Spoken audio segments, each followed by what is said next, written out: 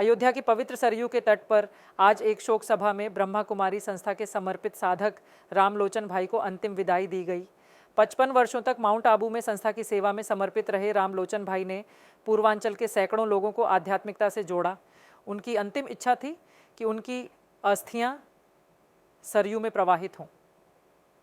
आज संस्था के वरिष्ठ सदस्यों ने शोक सभा के बाद उनके अस्थि कलश को मां सरयू की गोद में सौंपा। उनके योगदान को युगों तक याद रखा जाएगा। रामलोचन भाई जी के बारे में इतना कहेंगे कि शिव बाबा की जो कल्पना थी कि हमारा जो संदेश वाहक होगा वो कैसा होगा, शून्य से शिखर तक की यात्रा उन्होंने पूरी की और जितनी अपेक्षाएं हो सकती थी बाबा की सब उन्होंने पूरी की।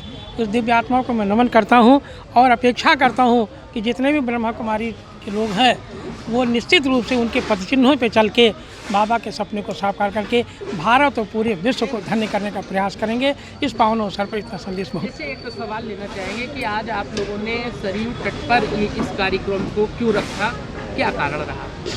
रामलोचन भाई साहब की सरयू से बड़ी आस्था थी, चूँकि जन्मभूमि गोंडा और अयोध्या धाम को बहुत मानते थे वो, और उनकी अंतिम इच्छा रही होगी, बाबा ने साकार किया कि जब अस्थि विसर्जन के साथ ही मेरे इस जीवन की लीला को समाप्त समझा जाए, तो वो भावना साकार हुई जो उनकी इच्छा थी। आज प्रभु ने शिव बाबा ने पूरी की। महंत कटराकुटी धाम।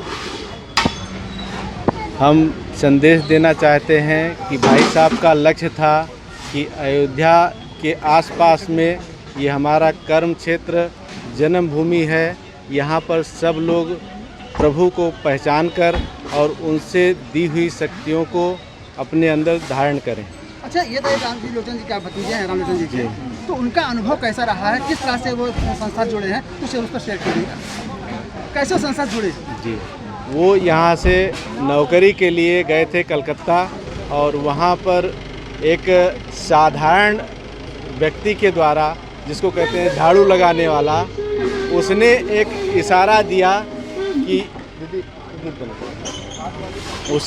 इशारा दिया कि आप अगर आश्रम पे जाएंगे तो आप अच्छा अनुभव करेंगे, और उसी समय उन्होंने जाकर के एक बार देखा और उसके बाद में उनकी लगन लग गई और वहाँ से ही वो समर्पित हो गए। लगभग 50 वर्षों से अधिक जो है 50 वर्षों से अधिक, मतलब 55 वर्ष बताएं, वो ऐसा जो है अपनी सेवा दिए कि हमने जो अपना अनुभव किया कि जब भी मिलिए तो वो निराकारी, निर्विकारी, निरंकारी स्थिति में रहते थे, एकदम योग युक्त, और सामने वाला जो उनको मिले वो भी योग युक्त हो जाता था। और बहुत ही सुंदर उनका स्पीच होता था कि बहुत धीरे धीरे आत्मिक स्थिति में लोगों को बल भर देते थे। मेरा एक बार पर्सनल अनुभव उनसे है। मैंने कहा भाई साहब मुझे आप अपने सानिध्य में 2-3 महीना रखिए। उन्होंने कहा कि देखो परमात्मा शिव बाबा जिसको जहाँ समझते हैं इंस्ट्रूमेंट को वहीं फिट करते हैं। इस समय तुम जो है आप अयोध्या के लिए ठीक हो, और जब आपकी ज़रूरत पड़ेगी तो हम वो जो है आपको बुला लेंगे।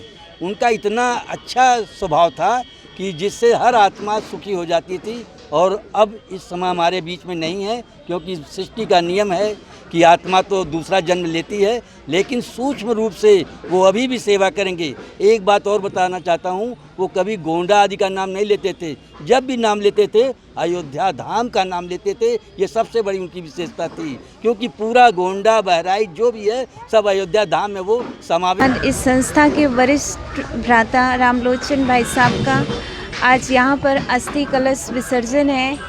भाई साहब ने गोंडा और अयोध्या यहाँ आसपास के ज़िलों में अध्यात्म की एक अलग जगह थी।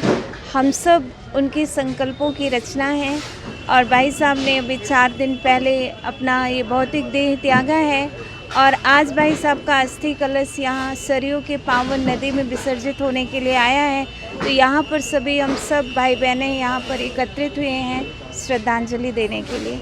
और भाई साहब पिछले 55 वर्षों से अनवरत ब्रह्मा कुमारीज़ में अपनी बेहद की सेवाएं देश और विदेश में देते रहे हैं। आज का कार्यक्रम हमारे बाल ब्रह्मचारी, श्वेत वस्त्रधारी, इस विश्व के कुलभूषण अध्यात्म के प्रेता जो संपूर्ण विश्व के कोने कोने में जा कर के अध्यात्म की बिगुल बजाई, ऐसे राजयोगी भ्राता रामलोचन भाई जी, जिनकी कर्म भूमि जन्मभूमि गोंडा था, लेकिन आज इस गोनाड की भूमि से संपूर्ण विश्व के कोने कोने में जाकर उन्होंने अध्यात्म की जो ज्योति जगाई है, आज वो हमारे बीच में नहीं हैं।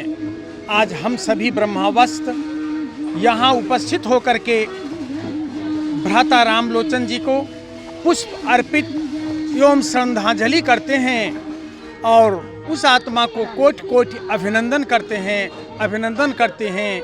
इसी लक्ष्य में आज हम सभी इस उत्तर प्रदेश के कोने कोने से आए हुए ब्रह्मावस्त्र अपने प्यारे भ्राता रामलोचन भाई जी को संकल्पों के द्वारा एवं दुआओं के द्वारा पुष्प अर्पित कर श्रद्धांजलि करने आए हैं।